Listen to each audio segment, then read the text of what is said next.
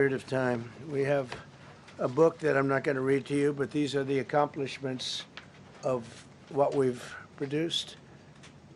All page after page after page, individual things. I could stand here and read it for a week and we wouldn't be finished.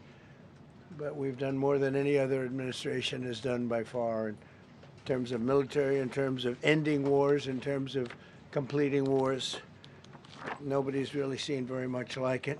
I think it's appropriate that because Minnesota is so much in the fray, and I say to my people all the time, and they're so busy doing other things, they don't say it like they should. They're apprehending murderers and drug dealers and a lot of bad people, and these are just some of the more recent ones that we have, and I can show you some of the people, vicious, many of them murderers. These are all out of Minnesota, just Minnesota. I say, why don't you talk about that more? Because people don't know. Do you want to live with these people? International murder. These are people that are living, if they're apprehended, and either put in jails in their country from where they came, and the countries respect us, and so they actually put them there. In the old days, they didn't respect our country. Biden wouldn't do this because he let them all in.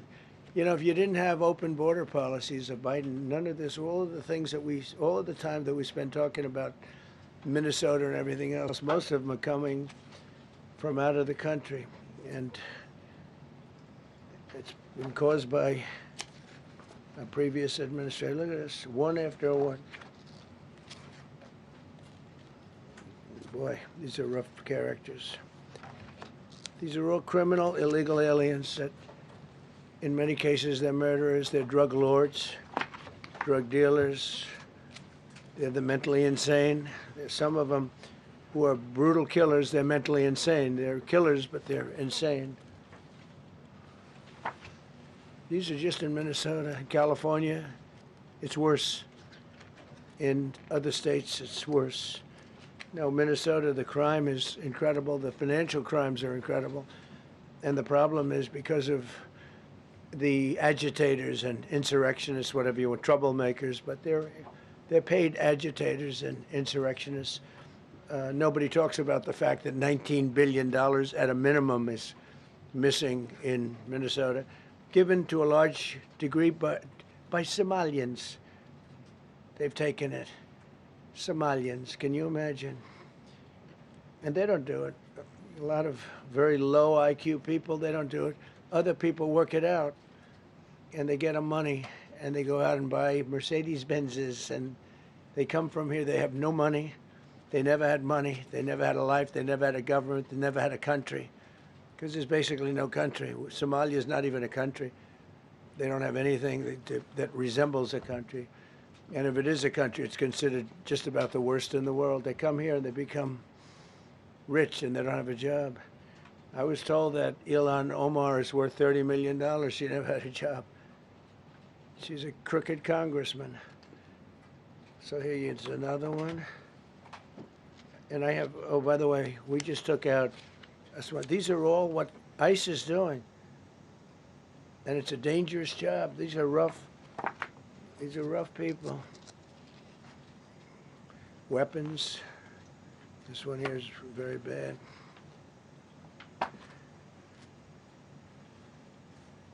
I'm going through this because I think we have plenty of time. I'm going to beautiful place in Switzerland where we'll be, I'm sure I'm very happily awaited for. In Switzerland, they don't know about this. They don't have this problem. They have other problems, but they don't have this problem. Look, killed somebody. Look, and these are rough people. These are not, this was all allowed into our country through open borders. The dumbest policies, you know, men and women's sports is dumb. But to me, having an open border for the world to come in, drug dealers and prisoners, Venezuela, as an example, opened their prisons into the United States. That's why one of the reasons I felt so strongly against Venezuela now, I'm loving Venezuela. They've been working with us so well. It's been so nice. And an unbelievably nice woman also did a very incredible thing, as you know, a few days ago. We're talking to her, and maybe we can get her involved in some way. I'd love to be able to do that. Maria, maybe we can do that. But we're dealing with the people and the president and all of the people in Venezuela, and we've been doing great. The oil companies are getting ready to make massive investments there. They have more oil than even Saudi Arabia. There you go. These are rough water. This is all Minnesota, every one of them. This is one state out of many. And these people are, let's see, yeah, these are all, so far, people that came from outside of the country. They were allowed in by Sleepy Joe Biden, Crooked Joe Biden, whichever you like. You can call him whatever you like. They're both right. He's sleepy and he's crooked. He was the worst president we've ever had. And we've had some bad ones, too. I can tell you, all you have to do is look at trade. You're not getting bored with this, right? I hope you don't. But these are people that you have to see. Strong-arm rape, aggravated assault with a weapon, and many other crimes.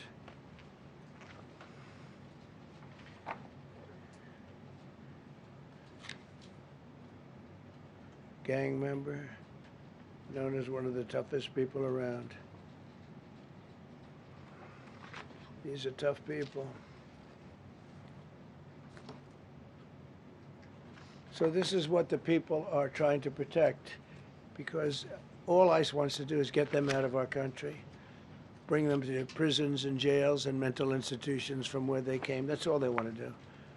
They're patriots, and they have to be abused by guys like Don Lemon, who's a loser, lightweight. I saw him the way he walked in that church. It was terrible. I have such respect for that pastor. He was so calm. He was so nice. He was just accosted. What they did in that church was horrible yesterday. Look at it. 24 convictions. 24 times convicted. They're not charges. These are convictions. So he comes from outside the country. Do you think he's going to be good here?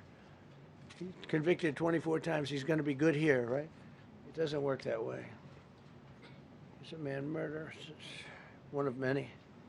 One of many. All they want to do is get him out. They want to take him out of our country. And we're met with paid agitators and insurrectionists, troublemakers. They're paid. You know, when the woman was shot, and I felt terribly about that. And I understand both sides of it. But when she was shot, there was another woman that was screaming shame, shame, shame, shame, right? You saw it. So loud. Like a professional opera singer. She was so loud and so professional. She wasn't a woman that was hurt, like, oh, my heart's injured. She was a professional. She's shame, shame. She's screaming, shame, shame. I said, that's not a normal person. That's a professional. These are professional agitators and professional people that want to see our country do badly. But that's not happening because we have the hottest country anywhere in the world, despite this stuff. Look at this. All top of the line criminals. They're not going to be good. They're not going to be well behaved here. I could do thousands. We had over 3,000 in the last fairly short while. Just in Minnesota. What's the number, Carol? 10,000. 10,000 criminals arrested in Minnesota alone. 10,000 criminals. And these are serious criminals. Now, how can a place with 10,000 criminals, how can you have a state?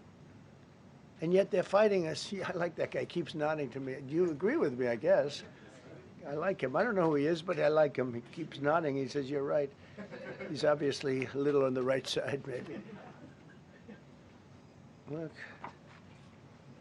These are rough ones. So we just took this off a stack. We have many stacks like this, like I could go 30 times what I'm showing you now.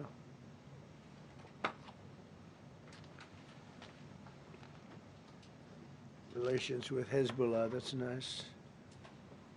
Why do we allow them in our country? I'm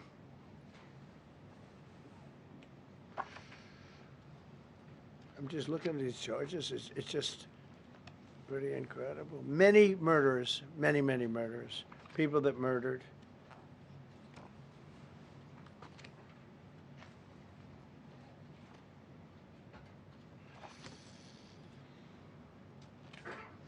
So what ICE does, and Border Patrol is incredible, too. I mean, Paul Perez and that group is incredible. Mostly Hispanic, by the way. They're like 60% Hispanic. You know, they talk about Hispanic. They're mostly Hispanic, right? And they're unbelievable people. And then they say, oh, we discriminate against. I love Hispanic. They are unbelievable. Entrepreneurial. They have everything. I did great. I did the highest. Nobody ever got numbers like I got from the standpoint of being a Republican. But even if you look at Texas, I won the entire border along Texas, between Texas and Mexico. It never happened before. Nobody's ever done that before. I did it. As a Republican, I did it. I love the Hispanic. And they accuse us of all sorts of things. 60% of the people we're talking about, they're the best people we have, and they're Hispanic. The Border Patrol is largely Hispanic. ICE is largely Hispanic. They're unbelievable people. I don't know how they can take the abuse. They're taking rough people like this, like all of them. We have 10,000 at least. I could have done 10,000 of them. You're lucky I only did like 100. And this isn't even the worst of the group. They have murderers. They have some people we can't use their picture for legal reasons, but they're up for murder in their own country. And we jeopardize their case. When we send them back and we coordinate with other countries. A tremendous amount of work. All allowed in here by an open border policy of the worst president in the history of our country. A man that didn't win the election, by the way, it was a rigged election. Everybody knows that now. And by the way, numbers are coming out that show it even more plainly. We caught him. So I just want you to know that it's a terrible thing. Here's the book on accomplishments. And this is something, ooh, I'm glad my finger wasn't in that sucker. That could have done some damage, but you know what? I wouldn't have shown the pain. I would have gone back. Boy, did you hear that? That was nasty. But I would not have shown the pain. I would have acted like nothing happened as my finger fell off. That was a nasty. I think somebody did that.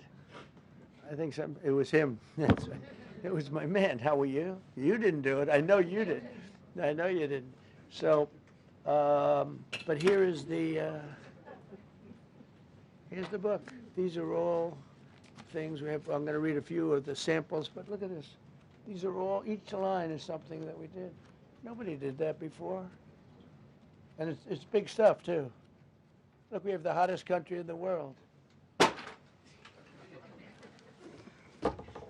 So, I will read you a few.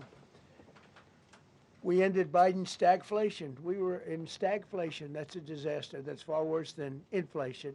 As you know, he had the biggest inflation in the history of our country. They say 48 years. Pick your choice.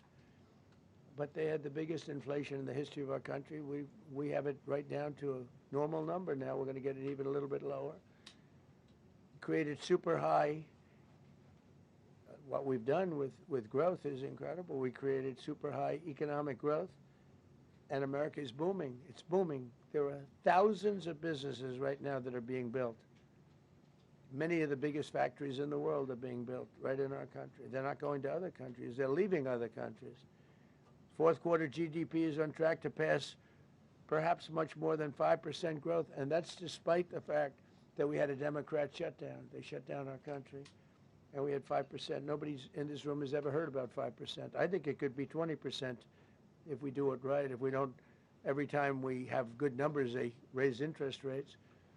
You shouldn't do it. In the old days, if you had good numbers, they'd lower interest rates, or they wouldn't do anything. Here, they try and kill it. They always try and kill success. Over the last 20, 25 years, that's the way. In the old days, if you had good numbers, the market would go through the roof. Today, if you have good numbers, the market goes down. But by the way, we've had the best stock market in history, the best 401ks in history, and we inherited a mess. The numbers that we inherited were way up, and now we brought them, almost all of them, way down. We brought them way down. I mean, I'm not getting, maybe I have the bad public relations people, but we're not getting it across. We inherited high numbers, and we brought them way down. And look at gasoline. They have places in the country now, $1.99 a gallon. $1.99, $2.30, $2.50. I guess the average now they're saying is $2.31. I mean, he was at $4.50 and $5 for periods of time.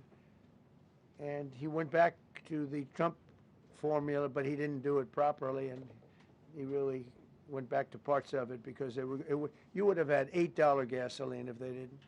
But he didn't do it properly. He had people that didn't know what they were doing. Core inflation for the last 3 months is 1.6%.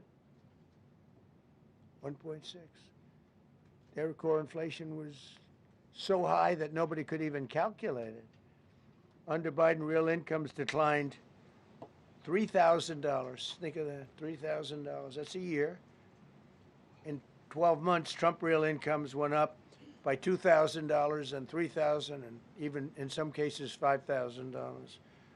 It's a tremendous difference. Stock market has set 52 all-time record highs during the course of the 11 months, because this was done on 11 months. Now we are actually officially 12 months as of today.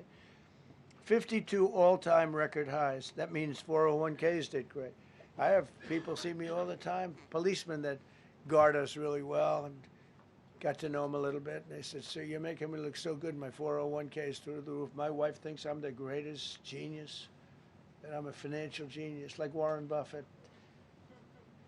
He told me that. He said, I think they have better returns than Warren Buffett right now. But he said, all my life, my wife has been criticizing me for not being smart financially. Now, all of a sudden, she loves me more. But we added $9 trillion in value to retirement accounts, saving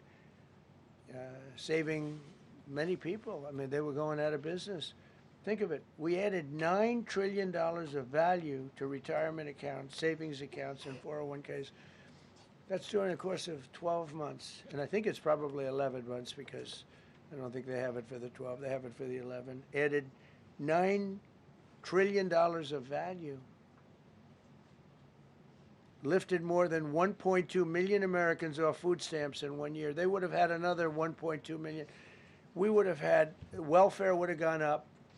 And instead of investing $18 trillion in our country, now it's probably more than that, but $18 trillion and having thousands of plants being built all over the country, you would have had thousands of plants closing all over the country, and you would have had disinvestment, and you would have had welfare going way up.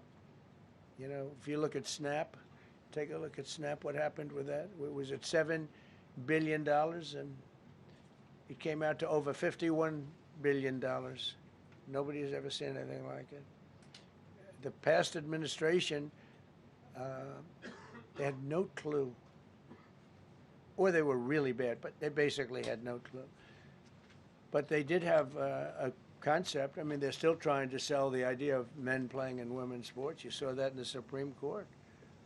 I mean, some of those justices were fighting for them, too. They were fighting for them. But you saw that just the other day in the Supreme Court. Men playing in women's sports doesn't work.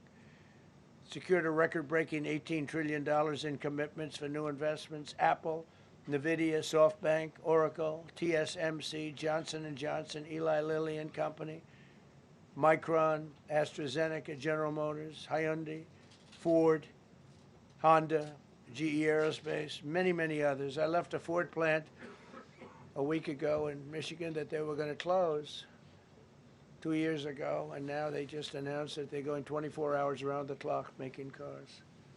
Tariffs did it. I don't know what the Supreme Court's going to do. I think to me it reads so plainly, couldn't be plainer. You're allowed to do a license. Tariff is probably less severe than what a license could be. But think of it, you're allowed to do a license, and then they have a clause at the end, something to the effect, or what is necessary, something to that effect. And what is necessary was tariffs. I don't know where there's a case even there, but we've taken in hundreds of billions of dollars, and if we lose that case, it's possible we're going to have to do the best we can in paying it back. I don't know how that's going to be done very easily without hurting a lot of people. But we're waiting for that case anxiously, and we have tremendous national security because of tariffs and tremendous income. You know, we have, and by the way, no inflation. So everyone said, oh, tariffs will cause inflation. We have no inflation. We have very little inflation. Biden had inflation, and he didn't do tariffs. We had a huge problem. We have a 62% reduction in our trade deficit. So if you had a 1% reduction, a normal president would have a 1%, 2% reduction. Everybody would be high-fiving. Had a 62% reduction. Next year we won't have a trade deficit. We secured most favored nations agreements to slash drug prices by as much. And to me, I think this might be the biggest thing of all. We get zero talk about it. The New York Times had a story way in the back of the paper, a little story about it. I think it's the biggest thing there is when you talk about health care. Drug prices will go down more than ever before for any country because we were priced at such a level that we were subsidizing the entire world, big place in the world. We were paying 10, 12, 13 times more than other countries. 13 times more, not 13%, 13 times more. A pill that was selling in London for $10 would sell in New York for $130. It's 13 times. More than that even. But we secured most favored nations agreements to slash drug prices by as much as 300, 400, 500, and even 600%, including with Pfizer, AstraZeneca, Eli Lilly, Novo Nordisk, Gilead Sciences, EMD, Serenio, and many others. If you look at some of the prices that are coming down, where a price would come down $1,300 coming down to $87. Think of it. So something that was costing $1,300 is now costing $87. And the fake news doesn't want to write about it. That's why I do this. I don't like to do this, to be honest with you. But I do it because got to get the word out. We signed one big, beautiful bill. I call it the Great Big Beautiful Bill, delivering the largest tax cuts in history. No tax on tips, no tax on Social Security, no tax on overtime. We made interest on car loans tax deductible for U.S.-built automobiles only. So if you buy an automobile built in the United States, we're not doing it for Germany and Canada and different places. We're doing it only if it's built here. We want them to be built here. A lot of the Canadian auto plants are closing and they're moving into the United States. Same thing with Mexico, same thing with Germany, and same thing with Japan and other countries. They're moving into the United States because of tariffs. Because they don't want to pay the tariffs. It's too much. They can't pay the tariffs. So they're coming here. Nothing different than what other smart countries did. But it works better for us. Under my leadership, it's not done properly, but it's done properly. We have, again, more plants being built than at any time in the history of our country. Passed the largest spending cuts in American history, and that was true in my first. You know, we had a tremendous first term also. We rebuilt our military. We had one of the best. We had the best economy in the history of our country, but we're blowing it away now. When this stuff starts opening up, you're not going to see anything like it probably ever again. We slashed the federal budget deficit by 27% in a single year. Think of that, 27. You know, you could do it 2%, 1%, 0.5%, 27%. And that's with all of the things we have to do, all of the people we have to put on the payroll to get rid of people that are murderers. Again, when you see people in Minnesota that are murderers, these people are fighting to keep them there. And I say to Christie and to Tom Homan, the great people, they're working so hard. Look at the border. The border is now secure. First time, Biden said you couldn't do it. You need legislation. I had no legislation. I said close the border. Within 1 month, we had almost nobody coming in. Now for the last 8 months, nobody came into our country illegally. And I find that hard to believe because you'd think somebody, because it used to be millions of people just poured into our country. And the people that do that are Democrat, sort of aligned. So, I mean, they're not doing me any favors. We had nobody come in. We have a very strong border. We have very few people coming up. They're not going to make the trek because they know they probably won't be coming in. So it's not as hard as you think. But I didn't have to go back. Remember, they said, we need legislation to close the border. They had millions of people coming in a month. We have nobody coming in. And we're getting the murderers out. Murderers, people from prisons and jails. Many countries opened up their prisons and dropped them into the United States. Those are the people we're getting out. And we have a lot of heart. And I said, you got to lighten up on this.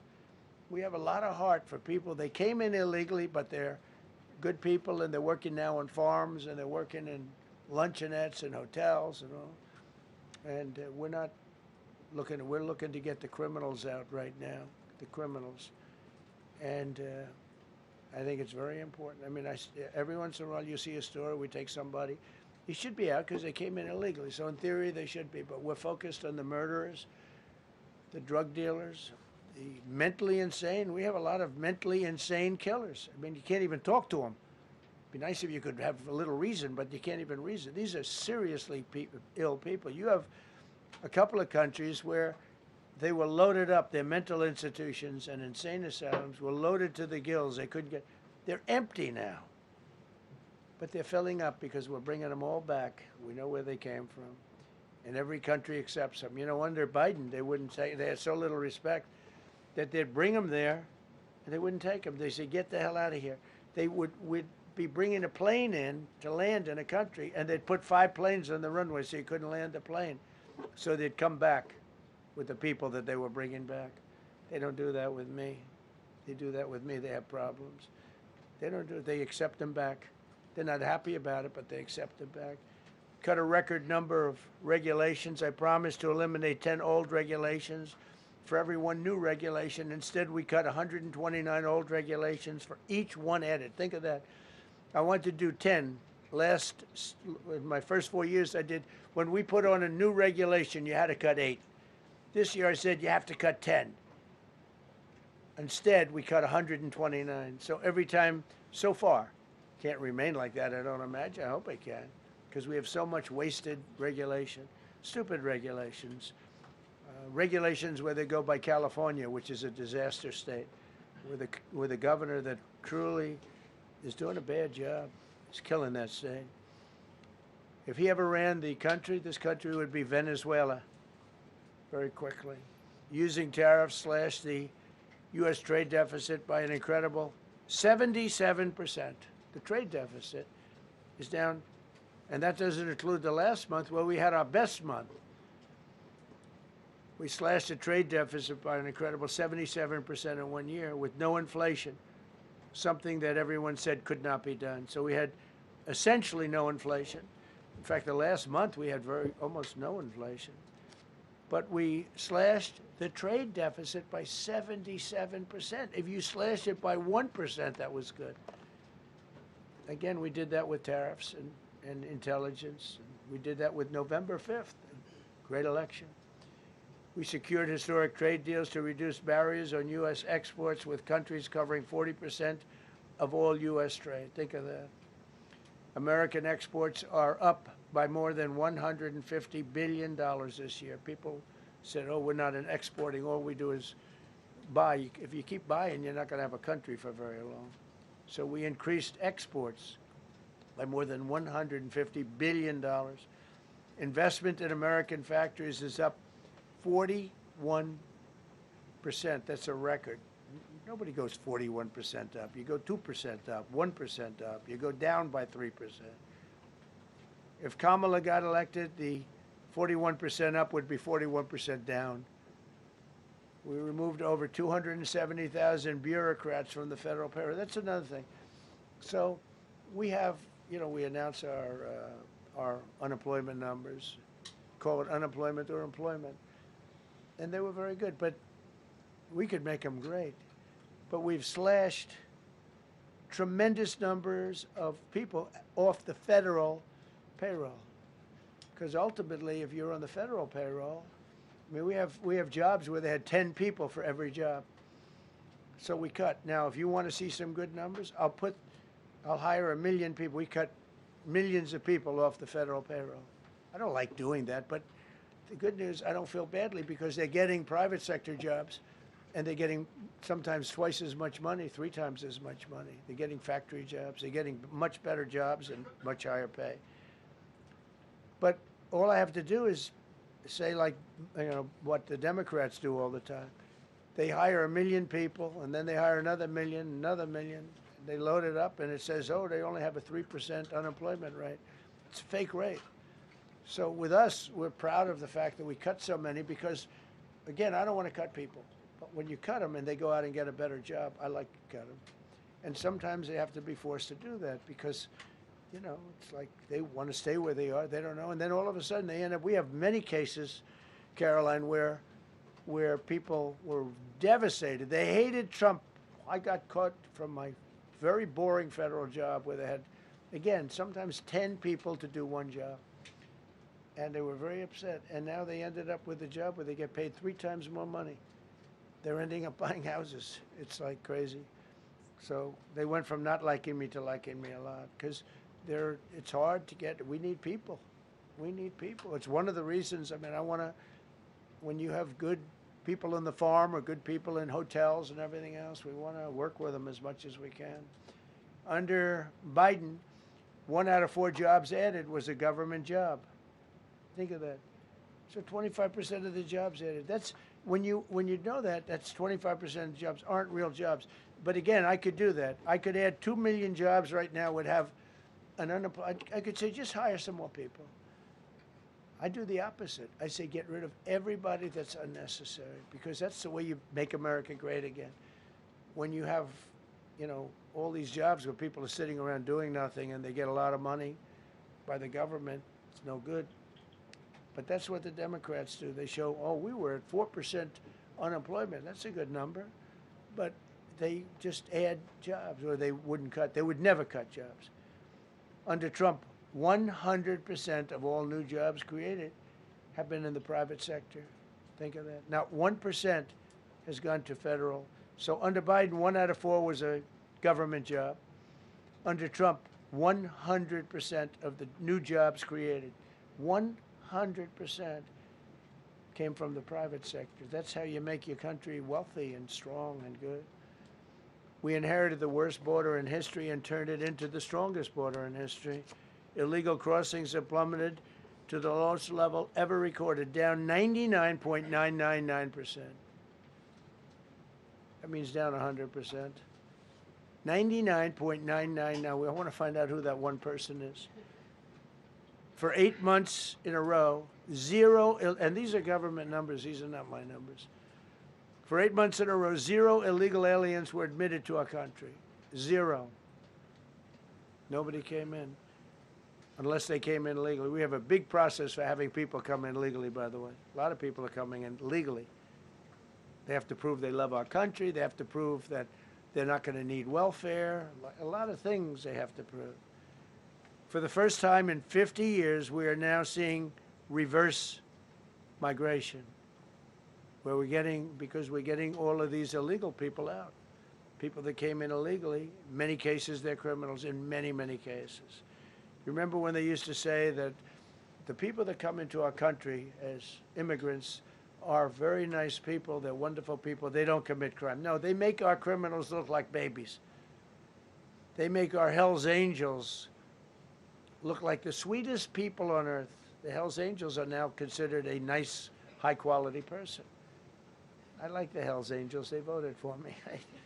They protected me, actually, believe it or not. But they make our criminals look like babies. These are some of the most vicious people anywhere in the world. They came from the Congo. The prisons, I know the Congo because I ended the war with the Congo and Rwanda. Tough group, very tough group. They came from prisons in the Congo. Some of the toughest, meanest people you'll ever meet. Thank you very much. They allowed them to come into America.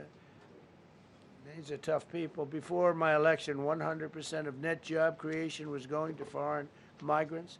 Since my inauguration, 100% of the net jobs created have gone to American-born citizens. That's a big thing. In other words, we're now taking care of our people. 100% of net jobs created have gone to the American-born people. Before that, we didn't care. Designated Tren de Aragua, MS-13, and the Mexican drug cartels as foreign terrorist organizations, and we've hit them hard. You've seen what we've done on the water. We're starting to do that on land. The land is much easier, actually. Water is incredible. We did that on the water so that when you do it on the land, they don't go to the water. Nobody's going into the boat business right now, I can tell you. 97% down drugs coming in by water. Think of it, 97%. Nobody ever heard of that before, 90. They heard 2%, 1%. It went up 2%. 97, and we're looking for the 3%. Who the hell are the 3%? They're crazy. But we've taken out almost 100% of the drugs coming in by water. Now we're going to be very shortly starting drugs coming in by land. We know exactly where they're coming from. Removed tens of thousands of illegal alien gang members, drug dealers, murderers, child predators, human traffickers, fraudsters, savage criminals, and others. We removed them from our country. They're out. They're gone. In some cases, they're so dangerous that we put them in jail because we don't want to give them to their country. Their country doesn't do anything, and they end up coming back. We have some that they're so bad that we don't want to really release them. We want to put them in a jail where we know they're properly ensconced. Think of that. Remove tens of thousands of illegal alien gang members, drug dealers, murderers, child predators, human traffickers, fraudsters, and savage criminals. Why wouldn't you want them removed? The reason is because these are insurrectionists that are doing this work. And, you know, they're going to make mistakes sometimes. ICE is going to be too rough with somebody, or, you know, they're dealing with rough people. They're going to make a mistake sometimes. It can happen. We feel terribly. I felt horribly when I was told that the young woman who was had the tragedy. It's a tragedy. It's a horrible thing. Everybody would say, ICE would say the same thing. But when I learned her parents and her father in particular I hope he still is, but I don't know, was a tremendous Trump fan. He was all for Trump, loved Trump. And, you know, it's terrible. I was told that by a lot of people. They said, oh, he loves you. He was I hope he still feels that way. I don't know. It's a hard situation. But her father was a tremendous, and parents were tremendous Trump fans. It's so sad. It just happens. It's terrible. Halted all refugee admissions to the United States, including from Somalia, which is a terrible, terrible place, another dangerous place. And we also stopped the pirates because they get the same treatment as the drug boats. So in Somalia, the Somalians, you know what they're good at? That's about the only thing they're good at is they're good at pirating ships at sea, big ships. So you have a huge oil tanker with millions of gallons, millions of barrels of oil. And if it gets hit by a big weapon, the whole thing blows up. And they don't want to fight because if they do, they're told by their insurance companies, do not hand over the ship. And they're not allowed to have any guns on the ship.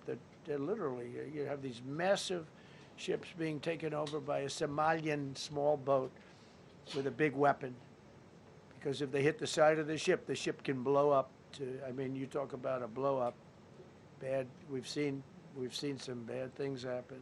And the insurance companies, some of these ships cost more than $1 billion to build. And the insurance companies say, look, we'd rather give them money than take a chance on $1 billion insurance policy. But they don't have to worry about it because we hit them the same way we hit the people with the drugs in their boat. They don't know what the hell happened. But all of a sudden, there are no pirates at sea. Do you notice? We haven't had a boat taken in a little while. Came out of Somalia, really corrupt place. It's not a country. They don't have government. They don't have anything.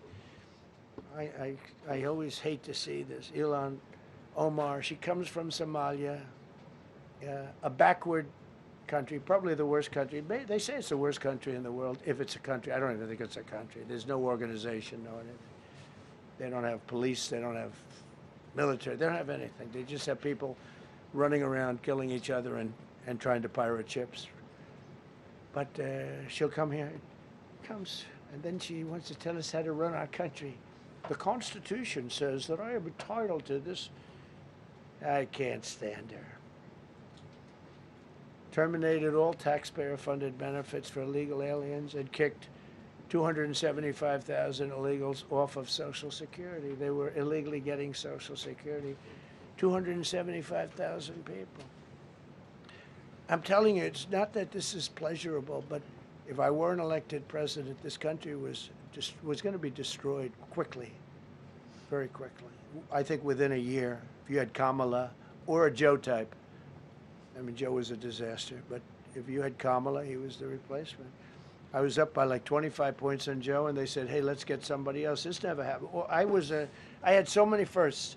You're leading somebody by a lot, and they say, oh, let's take him out, let's put somebody. That's like I said to Dana White the other night. I said, you know, Dana, it's like you have a fighter, two fighters, one guy is winning by a lot. And they say, oh, let's take this guy out, let's put a new fighter in the ring with him.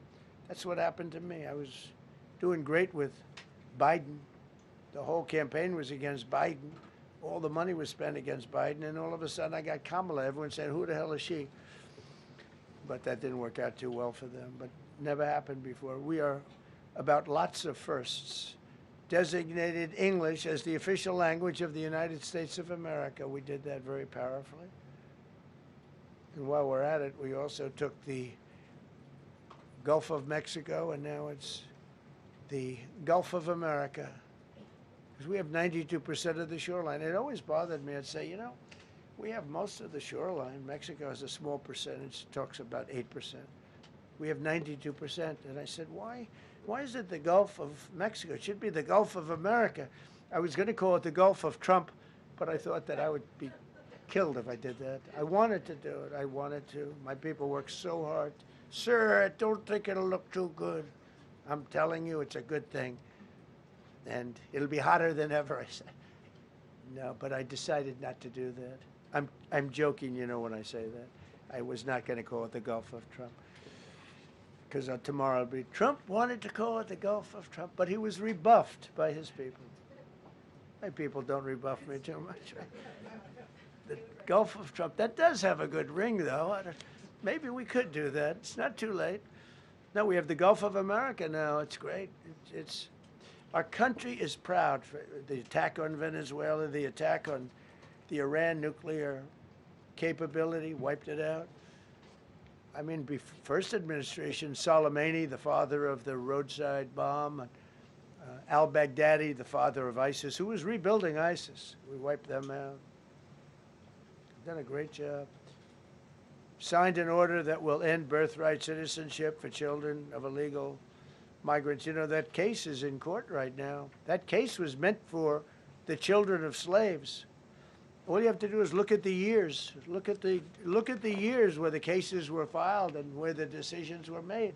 They were right at the end of the Civil War. They're trying to say that, you know, China's making a big business out of that. They come to the country, they have a child, the American citizen, they get all the benefits. It had nothing to do with that. That was for the children of slaves. And I hope the Supreme Court so rules. Designated fentanyl as a weapon of mass destruction. It is. We lost, I believe, 300,000 people this year. 300,000 people. That's like filling up one of those big football stadiums 5 times. It's not even believable. I mean, you could be in a war and you wouldn't lose that many people. So we designated fentanyl a weapon of mass destruction. Conducted numerous successful military strikes against narco-terrorists operating in our hemisphere, including the water strikes. Drugs brought in by ocean. So I told you that we're down by, I mean, close to 100%. It's hard to get somebody to pilot those boats. Very hard. They have to be people that don't watch television, don't read the news. And we just blew up their facility. They had a docking facility where the drugs were stored. And now we have a great relationship with Venezuela. We're getting along fantastically with the leadership in Venezuela, so we wouldn't have to do that. This was done before the attack. But we captured and brought to justice the outlaw dictator of Venezuela, Nicolas Maduro, who, through drugs, killed millions of people in our country. Tremendous drug dealer. Also sent millions of people into our country, including Tren de Aragua, the worst gang. They say it's the worst gang in the world. They took over parts of Colorado. They just take the apartment building. They just took it away. Just took it away like we're here. They cut the hand off one man because he called the police. Who called the police? I did. You took my apartment from me. Boom, no hand. This is what they sent us. Restoring law and order, new category. D.C. and Memphis, federal task forces deployed massive numbers of federal law enforcement officers and National Guard to restore safety. Crime down in D.C. is almost down to nothing. D.C. was a very, very dangerous place, and I think you probably know better than I do. I have a lot of people in the media thanked me for that, but some of them found it hard to thank me. But, you know, D.C. is now, look how beautiful. D.C. is now, you can walk right from here to a restaurant, right through the center of town. You can be with your child, with your loved one, with your lover. Your lover's not going to be killed anymore, so you can act like a real lover. But you can walk right through the middle of the town, and D.C. is beautiful again too. You notice we took all the fences down, almost all. The rest are coming down. We got the graffiti all off. National Guard's been amazing. You know, we didn't tell them to do that. That's not their job description. But they were picking up garbage and everything. They were great. And I don't know. To me, a town, it looks better when you have military people. These are big, strong guys, are bad guys. Look at them and they say, we're not going to mess around. But what they don't know is that we took over 2,000 people out, permanently out of D.C. These were career criminals. But I feel much better seeing those people there. I went in a couple of times and had dinner in D.C. I walked right down the middle of the street. I felt very safe. A year ago, I couldn't have done that. I would have been crazy to have done that. Secret Service wouldn't let me do it. They weren't thrilled anyway, I will tell you. It wasn't like they were thrilled, but we did it, and it was great. But D.C. is a great thing. And we have virtually no crime in D.C. anymore. And before we did this move, it was, and we could do the same thing with Chicago. You know, we brought Chicago down 25%, even though we just had a minimal crew there. We brought Wisconsin down. We brought Minnesota down, way down, even though everything's a fight, you know, because they want to keep those people that are lying on the floor. They want to keep those people in Minnesota, but they really don't. I don't think the real people of Minnesota, very corrupt place, and the elections are totally corrupt. I feel I won it all 3 times. Nobody's won that state since Richard Nixon. It's a rigged state. And the Somalians vote as one group, even if they're not citizens, and they vote as one group, and you know, you get 600,000 votes against you. They all ought to get the hell out of here. They're bad for our country. Nationwide achieved the largest reduction in violent crime on record. So this just came out. Nationwide, over the last 11 months, achieved the largest reduction in violent crime on record, including the largest one-year drop in murders ever recorded. Almost 2,000 lives were saved. That's despite the fact that we took in criminals under the leadership of the Democrats and Joe Biden. More motor vehicle theft is down by 100,000 the vehicles nationwide. That's another. Nationwide, the motor vehicle theft was out of control, and now it's very much in control. It was down by more than 100,000 vehicles to a record low. Began the process of eliminating cashless bail policies across the nation. You got to get rid of your sanctuary cities, and I hope our people know that we're not going to pay sanctuary cities. We're not going to pay them anymore. They are sanctuary for criminals. They hold criminals. We're not going to pay. They can sue us, and maybe they'll win. But we're not giving money to sanctuary cities anymore as of the beginning of the month. We began the process of eliminating the cashless bail. Well, cashless bail is where it all started. It's a disaster. And then other places. I don't know if it started in New York. I remember it starting in New York. So somebody comes in, murders somebody, and they let him out. No bail, no nothing. Basically, cashless bail means you just get the hell out. And they go outside. We have one case where a guy murders somebody, gets released, and goes out and murders somebody. 2 people in one day. No, we got to get rid of cashless bail. They got to pay, got to have bail. There's a reason for bail. Long tested. Signed an executive order to bring back mental institutions and insane asylums. We're going to have to bring them back. Hate to build those suckers, but you got to get the people off the streets. You know, we used to have, when I was growing up, we had in my area in Queens, I grew up in Queens, we had a place called Creedmoor. Creedmoor, did anybody know that? Creedmoor. It was a big, I said, Mom, why are those bars on the building? I used to play Little League baseball there, a place called Cunningham Park. It was quite the baseball player, you wouldn't believe. But I said to my mother, Mom, she would be there, always there for me. She said, son, you could be a professional baseball player. I said, thanks, Mom. I said, why are those bars on the windows? Big building, big, powerful building. It loomed over the park, actually. She said, well, people that are very sick are in that building. I said, boy, I used to always look at that building and I'd see this big building, big, tall building. It loomed over the park. It was sort of, now that I think it was a pretty unfriendly sight. But I'll never forget, I don't know if it's still there, because they got rid of most of them, you know, the Democrats in New York, they took them down, and the people live on the streets now. That's why you have a lot of the people in California and other places, they live in the streets. They took the mental institutions down. They're expensive.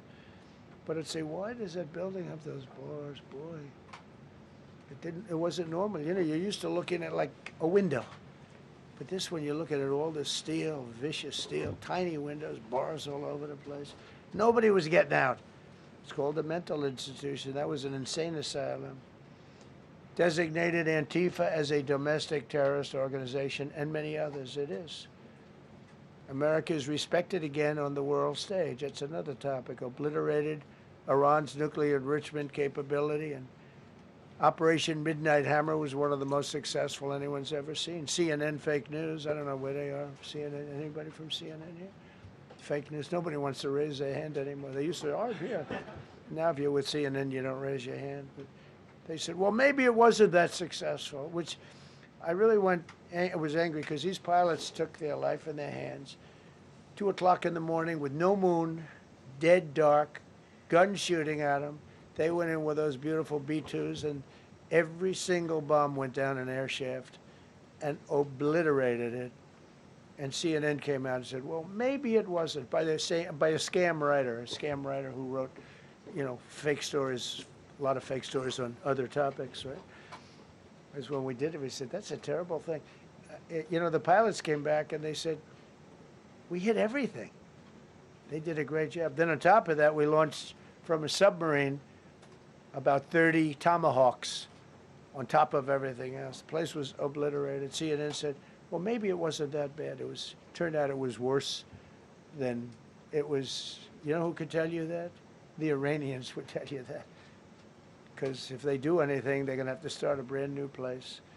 But they did an amazing job. That was like what we did with Venezuela. I mean, nobody's ever seen a military operation like that. Ended 8 unendable wars in 10 months. These were unendable wars. Cambodia and Thailand fighting for years. Kosovo and Serbia. The Congo and Rwanda. Pakistan and India, they were really going at it. 8 planes shot down. They were going to go nuclear, in my opinion.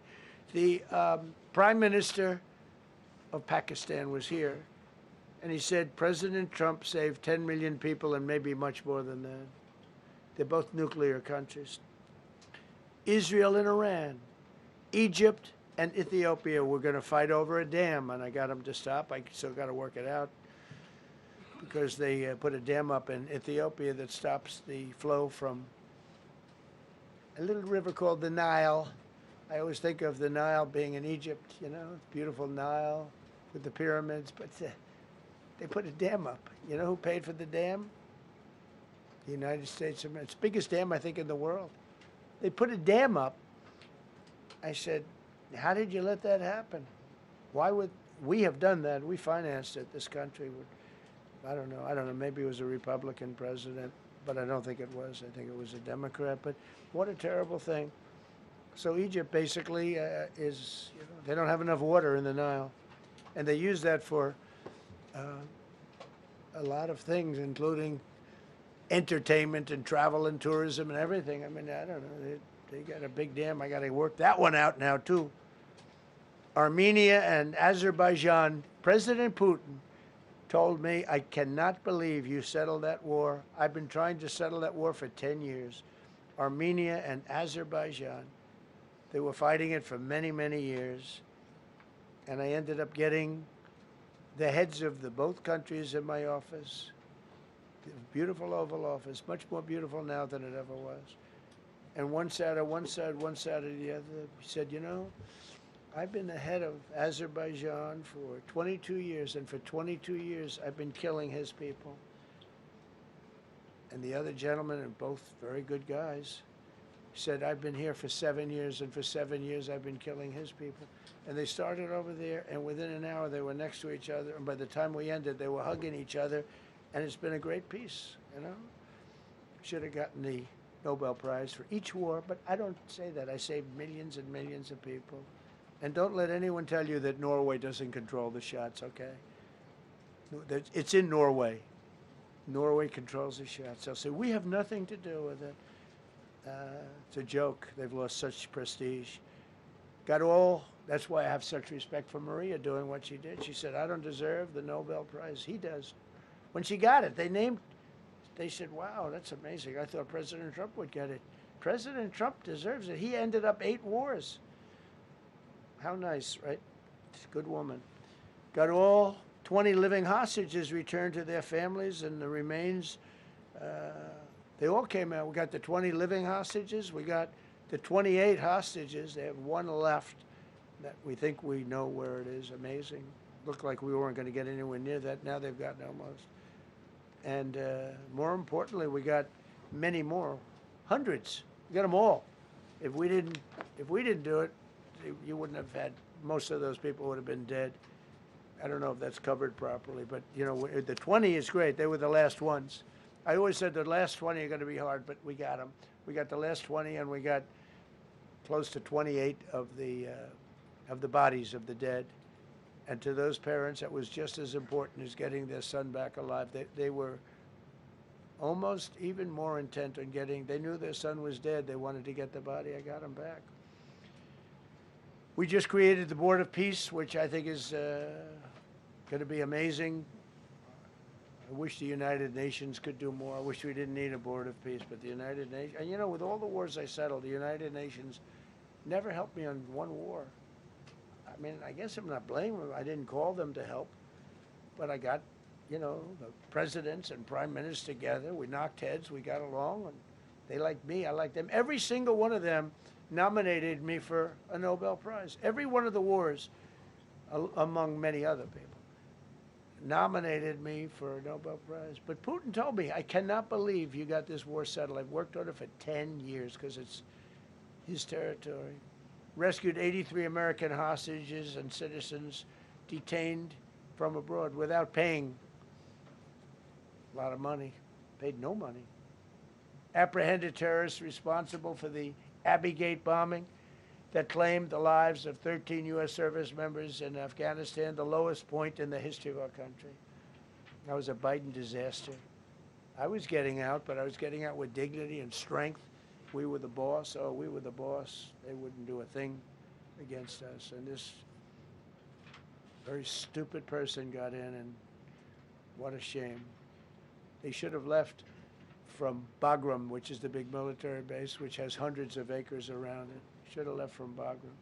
Terminated visas of Hamas sympathizers and deported pro-jihad foreign nationals.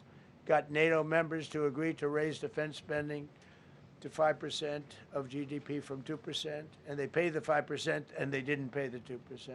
And by the way, I did more for NATO than any other person alive or dead. Nobody's done for NATO. And I think for the most part, they'll tell you that. I think you could ask the Secretary General about that, but he said it a lot. I've done more for NATO than anybody, and I see all this stuff, but NATO has to treat us fairly, too. The big fear I have with NATO is we spend tremendous amounts of money with NATO, and I know we'll come to their rescue, but I just really do question whether or not they'll come to ours. You know, I'm just asking.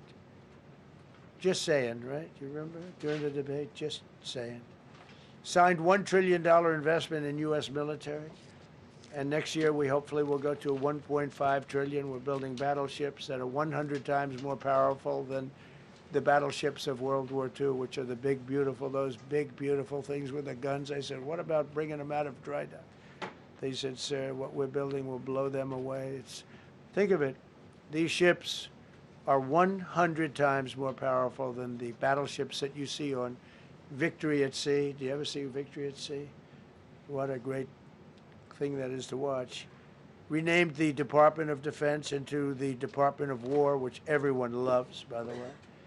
Signed landmark critical minerals deals with Australia, Malaysia, Thailand, Ukraine, Japan, and many others. We're going to have so much rare earth. It's actually not that rare.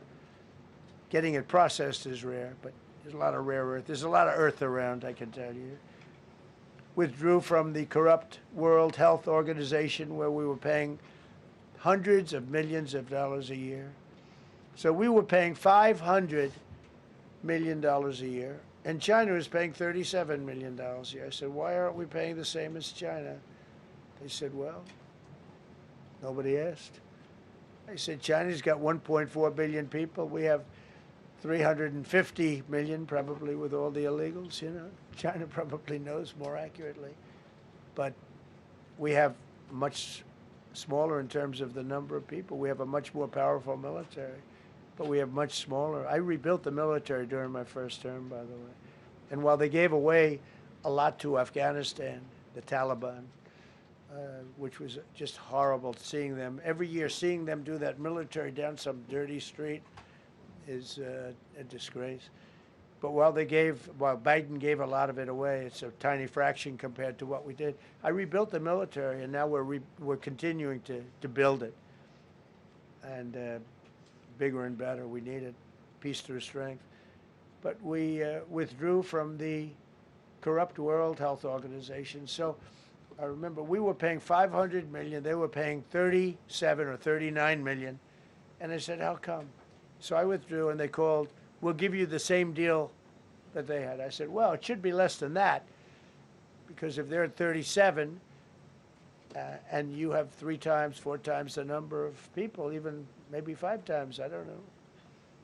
So it should be less, but I didn't want to chisel around. And I thought about it. So I could have taken 500 million to 37, and everybody knew it. I chose not to do it because it was actually very popular when I got out, because they were terrible. And so I chose not to take that deal. First thing Biden did is go back into it. You know what he paid? More than 500 million. So I actually called them. I said, you know, you can buy it for less. You can make a deal at 37. There's no reason to pay 500. They didn't care. They paid more than 500. Did you know that? They paid more than 500 million. I made a deal at 37. I could have had 37. They were public about it. We'll give you the same deal that China has for 37. And they paid $500 million. That's the way you ruin a country. And it's the same attitude that, you know, you have on everything else with these people. They were terrible. The anti-American UN Human Rights Council we ended, the UN Relief and Works Agency we ended, and the fake Paris Climate Accord, which was a ripoff of America, where we had to pay $1 trillion and they were paying nothing. China didn't kick in until 2035. We kicked in immediately. We were supposed to pay $1 trillion. Russia went to a standard of 1991, which was a dirtier standard. But we had to pay top dollar. So I terminated that. Another Rick. We ended the woke lunacy and restored common sense, abolished all discriminatory diversity, equity, and inclusion DEI policies throughout the federal government and the private sector. They're gone, everybody. They're gone. Terrible. Terminated the Green New Scam and ended the insane electric vehicle mandate. I love electric vehicles. That caused me a little problem with a man named Elon. But he understands, and he's a good guy. We get along. But I said, Elon, we can't have all electric cars. We just can't do it. I like the electric cars. I like his car. But in particular, I like his car. But we can't do that because some people don't want an electric car by 2030. And to build the power stations all over the country would have cost $4 trillion. $4 trillion. That's more than any country has. If you got China, the United States, and everyone, you couldn't do it. And it would have taken years. And yet they were supposed to be switching over electric vehicle mandate. Some people don't like electric cars. Some people want hybrids. Some people want regular gasoline-powered cars. We have more gasoline than anybody. And now with Venezuela, we have 62% of the market when you include Venezuela. So I ended the Green New Scam and I ended the insane electric vehicle mandate. Now you can buy a gasoline-powered car, a hybrid, and you can buy a electric vehicle. I mean, if you think, if you want electric, you can buy it. Make a good deal on them right now because they made a lot of them. Permanently stopped Joe Biden's ridiculous CAFE standards. That's having to do with the environment, so ridiculous. Canceled the EPA's absurd, totally absurd, tailpipe emission standard, which made you spend hundreds of thousands, for hundreds of thousands of cars. The numbers, the cost numbers were incredible that the consumer has to pay. Imposed 25% tariff on all foreign automobiles and 100% tariff on Chinese cars, which don't come into the country because of tariffs. Only because of tariffs. We didn't have tariffs, you wouldn't have any car. We have now more car factories being built in the United States than ever before because of tariffs. If they take those tariffs away, China will eat our lunch. They'll take all of our car business. Now, there's another way of doing it, but it's more cumbersome, et cetera, et cetera. I don't want to scare you, but it's much more cumbersome, not as good for national security as this. We have a perfect system right now. We're making a fortune.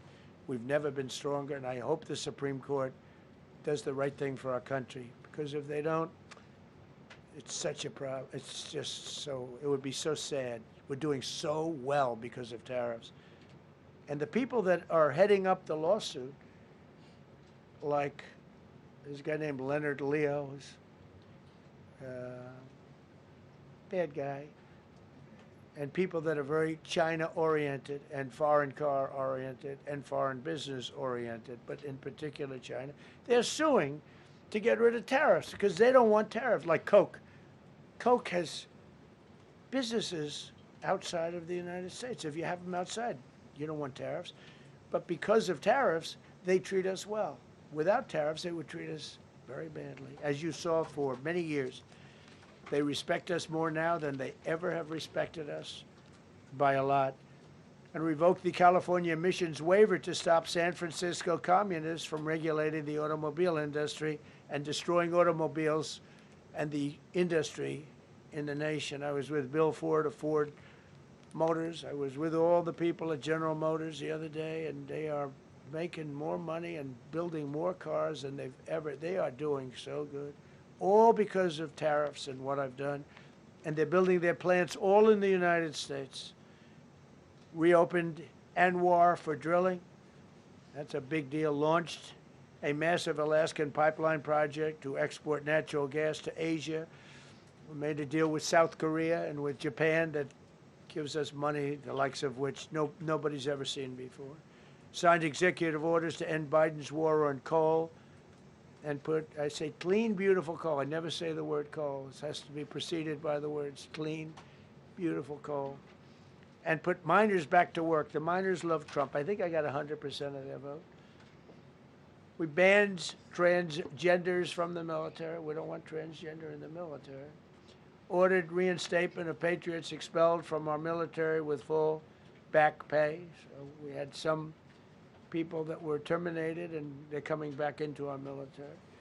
Fired the woke boards of visitors at our military service academies. The boards of visitors were run by radical left, maybe communists, maybe not, but they were still heavily radical left, and they were bad for us. Signed an executive order to remove anti-American propaganda from federal museums and national parks. Required the federal employees to return to work in person or be fired.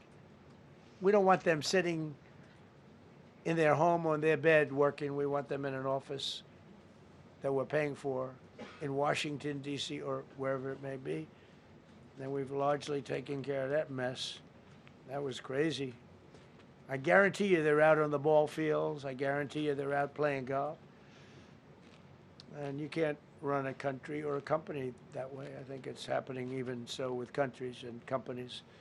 But we had so many of our federal workers, they wouldn't come into work. Signed an order banning all government censorship and restoring free speech. Made it the official policy of the United States government that there are only two genders. This was not a tough one. Two genders. Can anybody guess what they are? Male and female. I think the Democrats know that too, but they refuse to admit it. Ban the use of puberty blockers, hormone injections, and other chemical and surgical mutilation of children. Can you imagine saying this 15 years ago? That we banned the use of puberty blockers, hormone injections, and other chemical and surgical mutilation of our children. You know, when I say it, I say, do I have to say that? I actually asked my people today, yes, sir, because people, that's where the country went. Banned men from playing in women's sports.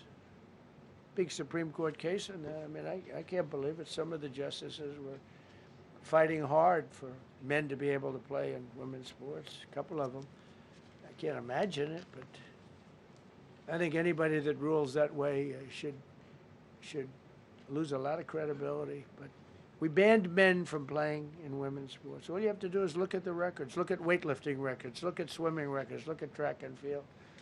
It's not fair. It's very demeaning to women. Banned transgender ideology and critical race theory from our schools. Secured unprecedented settlements with Brown University, Columbia University, and many other colleges, including the University of Pennsylvania, where I went, the great old Wharton School of Finance. To restore fairness and merit, we're working with Harvard right now. They've been very anti-Semitic. Terrible what they've done. And we'll see what happens. I hear we have a deal, but who the hell knows with them? They have a lawyer that wants to show how hot he is. Ended taxpayer-funded student loan forgiveness for radical left and anti-American activists. Can you believe it? Began the process of abolishing the Federal Department of Education and returning education back to the states. And Linda McMahon is doing a fantastic job. Ended Joe Biden's weaponization of our government and removed his hand-picked radical left Marxist prosecutors from the Department of Justice, like deranged Jack Smith. He's a sick son of a bitch. They gave me the worst of the worst. And here I am. How did that happen? How did that happen? He's a sick guy, and Letitia James is sick, and Alvin Bragg is sick. They're sick people. And others. Fani, you can't call her Fanny. She doesn't like it. She wants to be called Fani. Fani Willis. I won. Can you imagine putting somebody through that? And then if I suggest that somebody may be guilty of a Terrible crime. Oh, he's weaponizing government. Trump is weaponizing government. It's terrible. Can you imagine? They say to me about weaponize, I don't weaponize anything.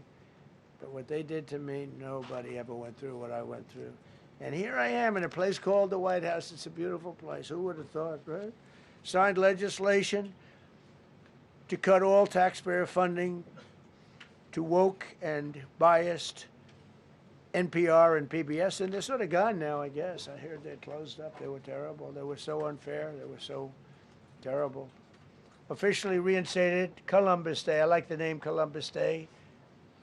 The Italian people are very happy about it. Remember, when you go to the voting booths, I reinstated Columbus Day. That was an easy one.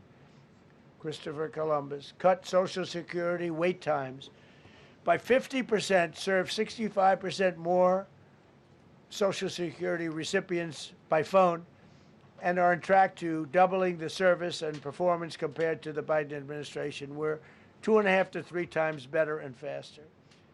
Slash VA claims backlog to the lowest number ever recorded. Created Trump accounts starting with $1,000 for every newborn baby. This is something that's become so popular. And I give Mr. and Mrs. Michael Dell Computer, who put in $6.25 billion, started with nothing. And he actually invested all that money to give to kids so that when they grow up, they have an account that might be worth a lot of money. It'll be riding with the markets. And, you know, they can, at 20 years old, 21 years old, they could have $100,000. They could have a lot of money. That's going to be amazing. But I give a lot of credit to Mr. and Mrs. Michael Dell. Signed AI executive order to ensure the United States dominates the future of artificial intelligence. So we're leading China. We're leading the whole world. We're producing more electricity than we ever have because I'm allowing every one of those plants to build their own electric facility. We're giving them very, very fast approvals, unlike Los Angeles with the fire. So the federal government, I want to give a lot of credit to Lee Zeldin. The hardest approval for the 20,000 houses or more that burned down in Los Angeles because they didn't have the water. They didn't allow the water to come down from the Pacific Northwest. They routed the water into the Pacific Ocean. So we had no water there. He had. I would say open up the water. Open it up to the governor, to the mayor. They didn't want to do it. They wanted to protect a tiny little fish that's, I said, how can you have a fish when you don't have any water? It was just an excuse, I guess. But it's amazing. We took 20,000 houses, and Lee Zeldin, the toughest permit is from the federal government.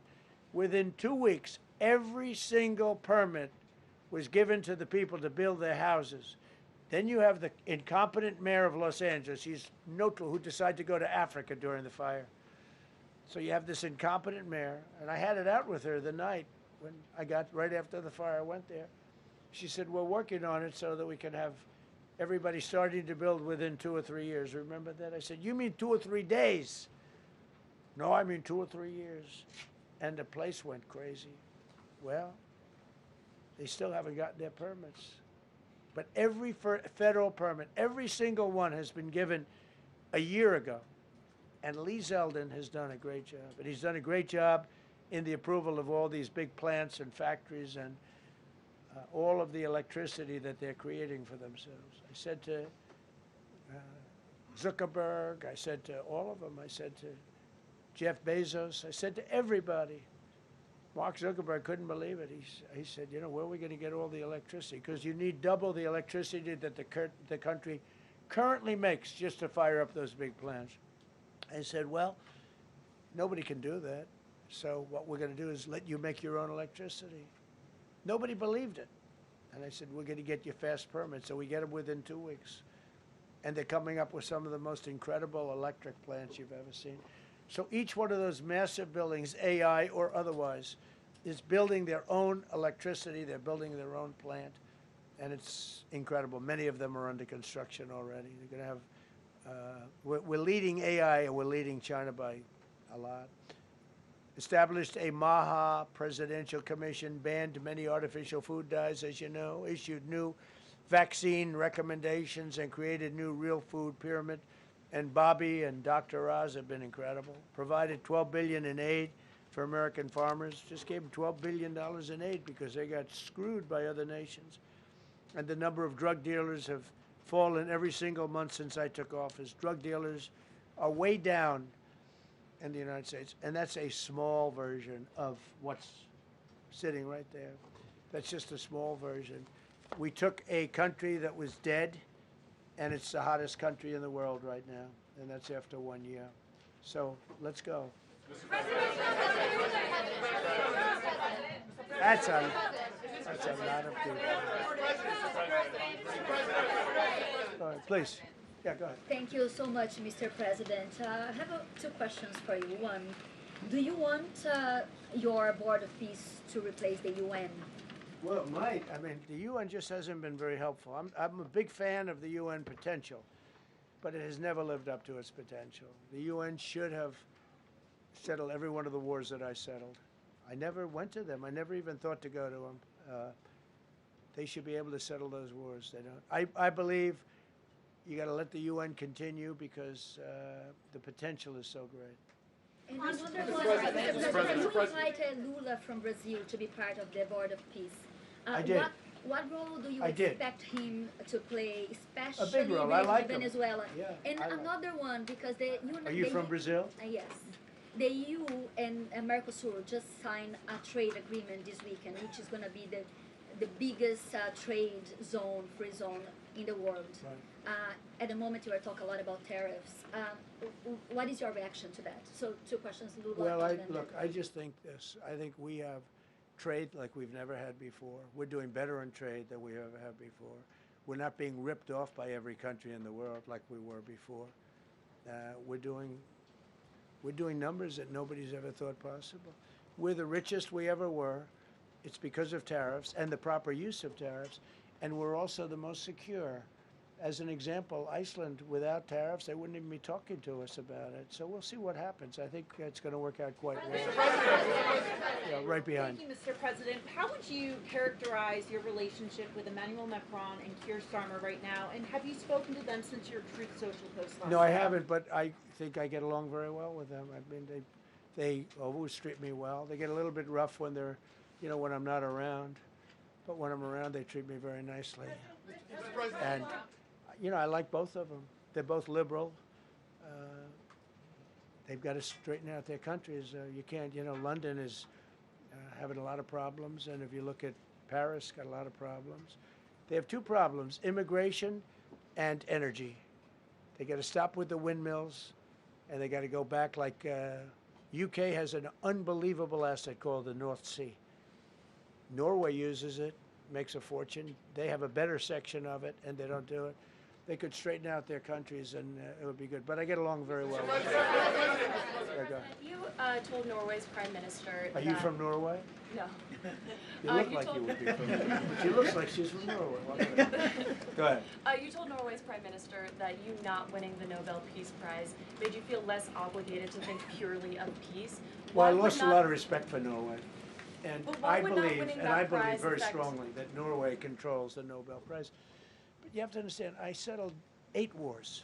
I've had every one of those wars, every participant wrote, I didn't ask them to do it. They sent in strong they make recommendations for that. But I settled 8 wars. No president's probably ever settled 1 war. I don't know, think of it. I did 8. The reason I do it is because it's easy for me to do. And I didn't do it for a Nobel Prize. I did it because I'm saving a lot of lives. I'm trying to settle the final one. I'm trying to do Russia-Ukraine.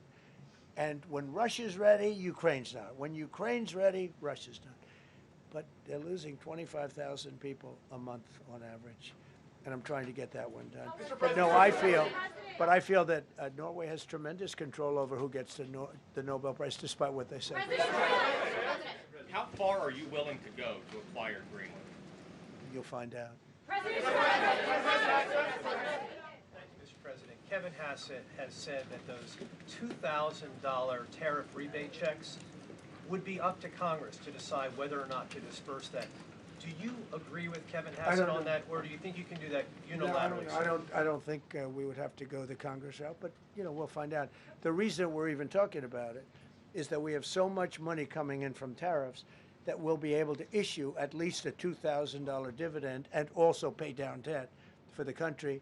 But we'd do a $2,000 dividend to the people of our country. Would probably set a limit of, income limit where it made sense. But we will be able to make a very substantial dividend to the people of our country. I believe we can do that without Congress. Last night on Truth Social, you said that the British plan to hand the base of Diego Garcia over to Mauritius and then rent it back was an act of great stupidity. Previously, you've backed that deal. Is it now your position that the deal should not go ahead? I think that they, when they originally were going to do it, they were talking about doing some concept of ownership. But now they're looking to essentially just do a lease and sell it. And I'm against that. It's a reasonably nothing like Greenland, but it's a reasonably important area of the globe. Not to anywhere near Greenland, but I think they should keep it. I don't know why they're doing it. Do they need money? Mr. President, with your support to the Syrian government, most probably you avoided another civil war and a bloodshed in Syria, especially after the fall of the regime. I did a good job. I did a good job. And, the Syrian government, the last 2 weeks, had to use some force to implement its force on specific areas. And Well, with to keep the prisoners, the terrorist prisoners, which are some of the worst in the world, at bay. So they were able to keep that. He's working very hard. The president of Syria is working very, very hard. Strong guy, tough guy, pretty rough resume. But you're not going to put a choir boy in there and, get the job done. I spoke with him yesterday because we were talking about the prisons and, what was going on. We have some of the worst terrorists in the world in those prisons, and he's watching them. Syria, sir. Mr. Go ahead. President, Gavin Newsom is going to be at Davos if he's not already there. You're probably going to run into him. I presume that this is for him to raise his platform for 2028, but what do you anticipate his foreign policy platform is going to be? I don't know. I mean, I don't know that he's going to be the nominee. I know this. I had a very good relationship with Gavin Newsom when we were, in office together. I was president. He was the governor of California. We had he would talk about it often, and somewhere we just went astray. I just hate the way California is being run. We actually have people leaving. It's never happened before, but I hate the way it's being run. He and I had a very good relationship, really close to the word exceptional, but now we seem not to. Thank you, President Trump. You spoke earlier. Mr. President, you've been hearing from allies. Thank you. No, Thank you so much, President Trump. Kara Castanova from WLUK-TV. And you spoke earlier about the 2020 election. Now that Maduro is in U.S. custody and he was criminally charged, has any more information emerged that you could share with us regarding Venezuelan election software and Venezuelan ties to tampering with the 2020 election? And would you consider speaking to Maduro personally in prison in New York to get some answers on Venezuela's involvement with the 2020 election? No, I don't think I would be doing that. I think my lawyers would be very unhappy if I did that. Yeah, they've learned some things. Please. What happens to the tariff threat to Greenland if the Supreme Court comes out and rules against you on the tariffs? And Well, I'll have to use something else. I mean, are look, you willing to use force? take a look at the word license. Take a look at other things. I mean, we have other alternatives. But what we're doing now is the best, the strongest, the fastest, the easiest, the least complicated. Sir, if you move ahead with the Greenland-related tariffs on Europe, you secured almost $1 trillion of commitments from them to invest in the United States. Does that go kaput out the window if that happens? I doubt it. Look, they need that agreement very badly with us. They really do. They fought very hard to get it. So I doubt that, but we'll see what happens. We have a lot of meetings scheduled on Greenland. I'm leaving tonight, as you know, for Davos. And we have a lot of meetings scheduled on Greenland. And I think things are going to work out pretty well, actually. And so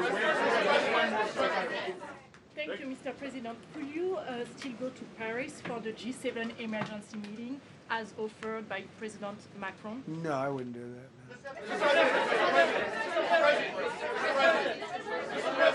No. Because, you know, Emmanuel's not going to be there very long. And, you know, there's no longevity there. He's a friend of mine. He's a nice guy. I like Macron. But he's not going to be there very much longer, as you know. And I think, you know, I have meetings with the people that are directly involved, not some of the people you're talking about. Thank you so much. Thank you so much, Mr. President. Happy You know, New I've Year. never seen this room like this. Is this a celebration of the first year? Yes. Have you ever seen it? I've never seen this many. I hope we have a very good. I hope we have a very good structural floor. You know, this used to be a swimming pool. You're sitting over a swimming pool. I could see that happening. But we need a good structure here, don't we? Huh? Yeah. Thank you so much, Mr. President. Happy 1 year anniversary. Thank you. And my question is on Syria. The Kurds, as the most loyal U.S. partners, facing attacks by some Syrian elements within the Syrian government. Will you do to ensure the Kurdish rights protected and their effective forces against terrorism in Rojava, Syria continued, as the Kurdish see you as a president does not abandon his allies? Well, I like the Kurds, but just so you understand, the Kurds were paid tremendous amounts of money, were given oil and other things, so they were doing it for themselves, more so than they were doing it for us. But we got along with the Kurds, and we are trying to protect the Kurds. That's correct. Ahead of your speech in Davos, can you give us a preview of what we can expect as far as, you know, laying out the plans for Americans to be able to buy homes?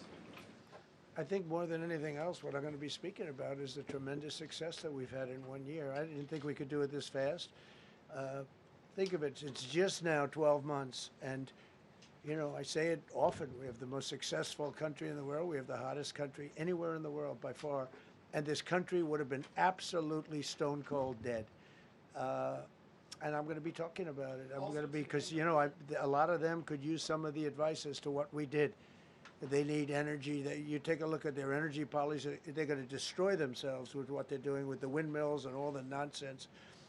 They need energy help badly, or they're going to be in big trouble, and they need immigration help badly. How much longer do you want to go? Call it. I do. I have a very important call with President Erdogan, who I like a lot. All right, one or two more questions. Go ahead. Thank you, Mr. President. During Go your ahead, second, please. Go ahead. One question about the Red. Yes. Thank you, Mr. President. The red blouse. Go ahead.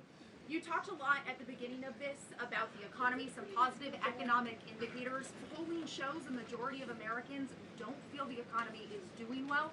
Are you worried you're making the same mistake as President Biden by telling No, the... I hope I don't make the same mistake as him. Look, I inherited a terrible, it's a great question, because we inherited a terrible, terrible mess between the border, between all the problems. The whole country was falling apart. And in 12 months, less than 12 months, in 12 months, we have the strongest border we've ever had. We have prices that are much, much lower than they were for the last. We inherited very high prices. We inherited, remember this, inflation was at a historic high. We had never had inflation like that. They say 48 years, but whether it's 48 years or ever, we had the highest inflation, in my opinion, that we've ever had. Prices, because of that, were very high. I inherited, we brought down eggs immediately. Remember the first news conference, they were screaming at me about eggs. I was in the position for 2 days, and we brought eggs down to lower than what they were before. And by the way, they continue that way. We brought the prices down from when I came into office and from what Biden had, way down. We're going to bring them down further. But the job we did is a miracle. One of the reasons I'm doing this today is to explain. We inherited a mess, and we've made it a beautiful, beautiful picture. Think of gasoline at $1.99 in many states. $1.99 a gallon. It was $4.50, $5, in some cases $6 or $7. We're at $1.99. And energy is so big that with energy, everything else comes down. But the prices are coming way down, and we're going to bring them down further. But we started up here with these guys. We inherited a country that was broken. We inherited a country, and I have a very warm spot. We've done very well with Venezuela. And by the way, that even in itself is going to help us bring down the oil prices. I mean, the Venezuelan oil, we've taken 50 million gallons of oil. We've taken 50 million barrels of oil out of Venezuela in the first 4 days. We've got millions of barrels of oil left. We're selling it on the open market. We're bringing down oil prices incredibly. And when they come down, and they've already come down, again, $1.99 a gallon for oil. Nobody thought they'd ever see it. All right, one or two more.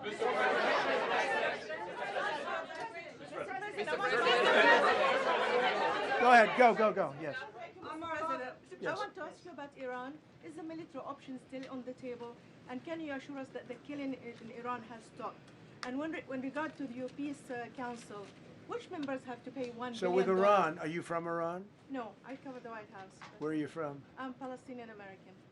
So with Iran, they were going to hang 837 people, and I let them be known that, and we let them know that if that happens, that will be a very bad day for them. And they decided not to do it. They didn't hang the people. I can't tell you what's going to happen in the future, but supposedly they've taken that off the table. But they were going to, last week, they were going to hang on Thursday or Wednesday. They were going to hang, I think, 837 people, and they didn't hang anybody. So we're just going to have to see what happens with Iran. Is the military option off the table?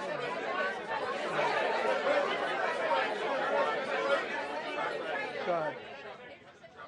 Thank you, Mr. President. Thank you, President Go Trump. ahead, please. Thank you, Mr. Congratulations on your President. first year. Go ahead, I'll take your question. Okay, thank you, Thank you, Go Mr. ahead, President. right here. Thank you, Mr. President. You promised during your second inaugural to always put America first. I'm curious, how would you winning the Nobel Peace Prize improve the lives of average, everyday Americans? Why is this prize so important? It wouldn't improve the lives of any. What improved the lives of people are people that are living. I saved probably tens of millions of lives in the wars. You know, if you add up the numbers, just if you look at any one of those wars, you're talking about millions of people. You multiply it times 8. But when you look at India and Pakistan, that could have been 10, 15, 20 million people. Could have been more than that. So I saved millions of people. So that, to me, is the big thing. What? You suggested a moment ago that perhaps the reason why a positive story about the economy isn't getting through is because of, bad communications people. But are average Americans wrong to still feel high prices? And how much longer does the White House hope that they So I will think a stay lot of patient? people are listening to the fake news a little bit. And I'm not blaming anybody. I think I blame ourselves. I think we've done a much better job than we're able to promote. We're not promoting. We're doing a great job, and we're sort of letting the promotion take care of itself. One of the reasons I'm doing this news conference, I think it's important. We have taken a mess and made it really good. It's going to get even better. But if you look at prices from a year or a year and a half ago, you look at the Biden prices, they were way up through the sky. And, they use the word affordability. They just say affordability, and they don't talk about it.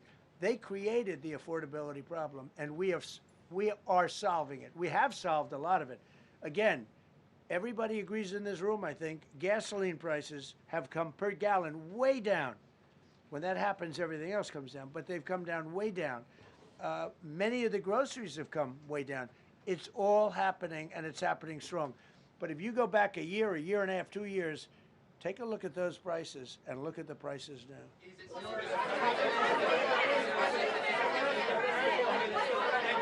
Mr. President, on Venezuela, you made a condition. Where are you from? I'm from Spain. Nice place. Thank you. You made a condition that the political prisoners should be freed. It seems that they are not being as fast as they promised in the beginning. Would that be an issue for the current government? They've agreed that they're going to let, I guess, most of them out. All of them. Depends on what they did, but they have released a lot of. Released a lot of political prisoners in Venezuela. Mr. President, earlier on last year, you had indicated that you wanted to take back the Panama Canal.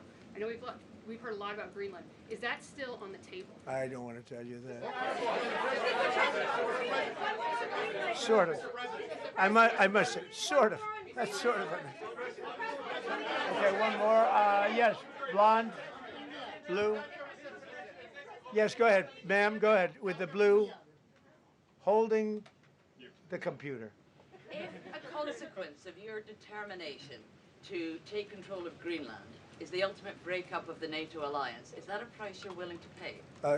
You mean the breakup of it's very the interesting NATO alliance. question. So I think something's going to happen that's going to be very good for everybody. Nobody's done more for NATO than I have, as I said before, in every way. Getting them to go up to 5% of GDP was something that nobody thought was possible, and pay. At 2% they weren't paying. At 5% they are paying. And they're buying a lot of things from us, and they're giving them, I guess, to Ukraine. That's up to them, but they're giving them to whoever they're giving them to, but they're buying a lot.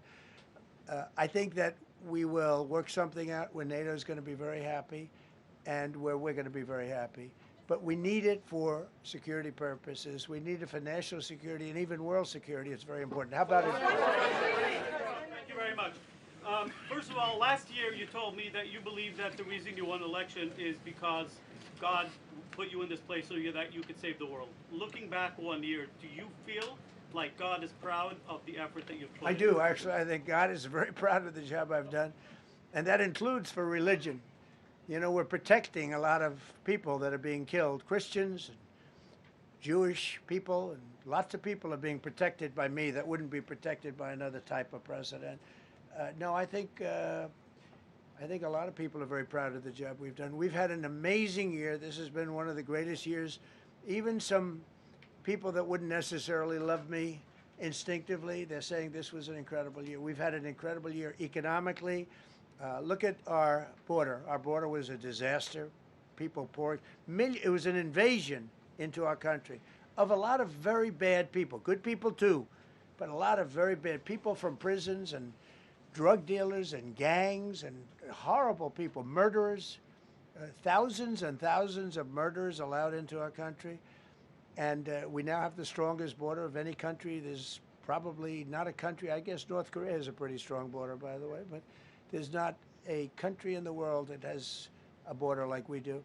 And we took it from the worst border. We had the worst border in the world. Now we have one of the strongest borders in the world. One more question.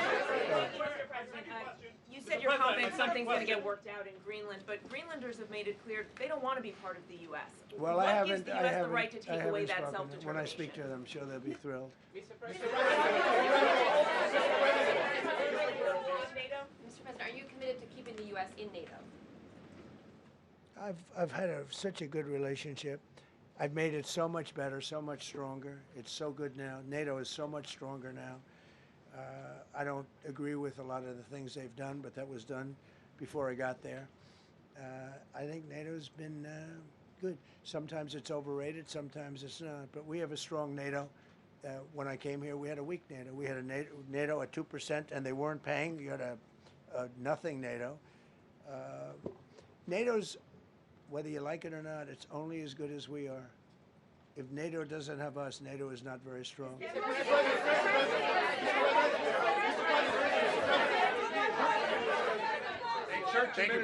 Yes, no, behind you, please.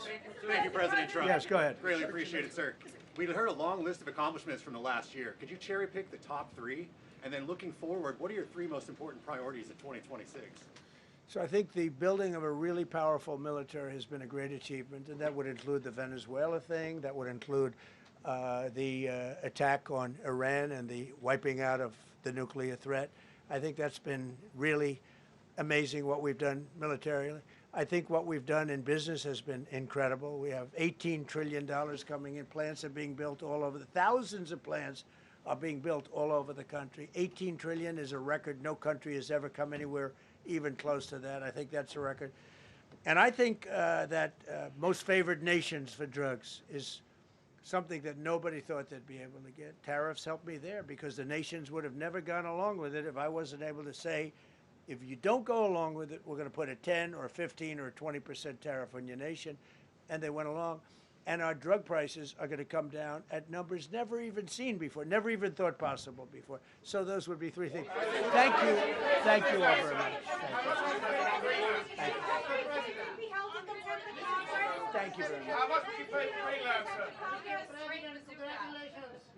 How was the game? Go Indiana.